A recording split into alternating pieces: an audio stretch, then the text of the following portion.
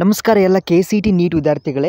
So ಇವಾಗ ಬಹಳಷ್ಟು ಜನ ಸರ್ ಇವತ್ತು ಹಾಗಾದರೆ ಮೇ 30 ಸೊ ಏನೋ ಹೊಸ ಅಪ್ಡೇಟ್ಸ್ ಹೇಳಿ ಏನು ಮಾಡ್ಬೇಕು ಸರ್ ನೆಕ್ಸ್ಟ್ ನಮ್ಗೆ ಗೊತ್ತಾಗ್ತಾ ಇಲ್ಲ ಅಂತ ಭಾಳ ಜನ ಕೇಳಿದ್ದೀರಾ. ಸೊ ವಿದ್ಯಾರ್ಥಿಗಳೇ ಒಂದ್ಸಲ ಕೆ.ಎಫ್.ಸಿ ಕೂಡ ಚೆಕ್ ಮಾಡೋಣ. ಸೊ ಈ ಭಾಳ ಜನ ಸರ್ ಇವತ್ತು ರಿಸಲ್ಟ್ ಬರುತ್ತೆ ಅಂತ ಕೇಳ್ತಾ ಇದ್ದಾರೆ ಮತ್ತೊಮ್ಮೆ. ಓಕೆ, ನಿಮ್ಮ ಕಮೆಂಟ್ ಕೂಡ ತೋರಿಸ್ತೇನೆ.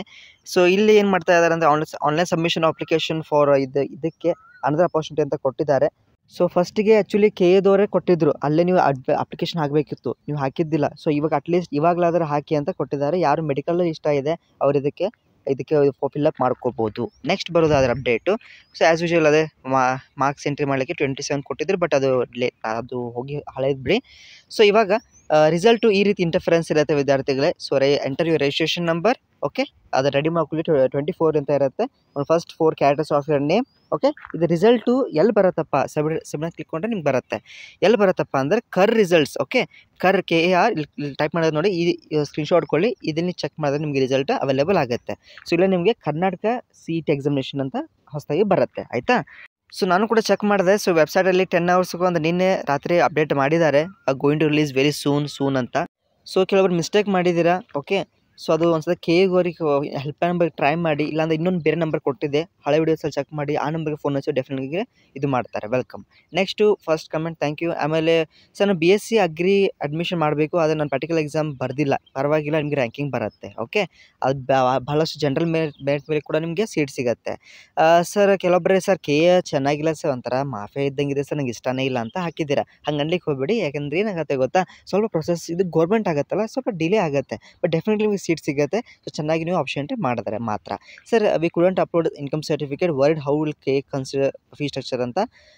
Will KA consider SC category provide SC benefits ಅಂತ. ಸೊ ಒಂದ್ಸತಿ ನೀವು ಅದನ್ನು ಕಳಿಸಿಲ್ಲ ಅಂದರೆ ಒಂದ್ಸತಿ ಪೋಸ್ಟ್ ಮುಖಾಂತರ KA ಮಲೇಶ್ವರಂಗೆ ಸೆಂಡ್ ಮಾಡಿ ಒಂದು ರಿಕ್ವೆಸ್ಟ್ ಲೆಟರ್ ಬರೋದು ಕಳಿಸಿ. ಓಕೆ, ಇಲ್ಲ ಅಂದರೆ ಒಂದ್ಸತಿ ಹೆಲ್ಪ್ ನಮಗೆ ಟ್ರೈ ಮಾಡಿ ಕೇಳಿ, ಸರ್ ಈ ರೀತಿ ಆಗಿದೆ ಅಂತ. ಇನ್ನೊಂದು ನಂಬರ್ ಇದೆ, ಹಳೆ ವಿಡಿಯೋ ಚೆಕ್ ಮಾಡಿ. ಓಕೆ, ಸೊ ಅಲ್ಲಿ ಒಂದು ನಂಬರ್ ಕೊಟ್ಟಿದ್ದೇನೆ, ಅಡ್ಮಿನಿಸ್ಟ್ರೇಷನ್ ನಂಬರ್. ಅಲ್ಲಿ ಅವ್ರು ಫೋನ್ ಹಚ್ಚಿ ಅವ್ರು ಡೆಫಿನೆಟ್ ರಿಪ್ಲೈ ಕೊಡ್ತಾರೆ. ಓಕೆ, ಸೊ ಯಾರೂ ಮಾರ್ಕ್ಸ್ ಎಂಟ್ರಿ ಮಾಡಿಲ್ಲ ಅಂತ ಏನೋ ಅಂದಿದ್ದೀರಾ. ಮಾಡೀನಿ, ಆದರೆ ಲಾಸ್ಟ್ ಡೇಟ್ 28 ಏನು ಮಾಡಬೇಕಂತ. ಪರವಾಗಿಲ್ಲ, ಸಬ್ಮಿಟ್ ಆದರೆ ನಡೆಯುತ್ತೆ. ಸೊ KA ಒಳಗೆ ರಿಸ್ಕ್ ಇದೆ. ಸೊ ಅದು ಚೆನ್ನಾಗಿ ನೀವು ಮಾಡಿದ್ರೆ ಮಾತ್ರ ಇಷ್ಟಿದೆ. ಟುಮಾರೋ ಇಸ್ ರಿಸಲ್ಟ್ ಅಂತ ಅಂದರೆ ಇವತ್ತಂತ ಹಾಕಿದ್ದೀರಾ ಭಾಳ ಜನ.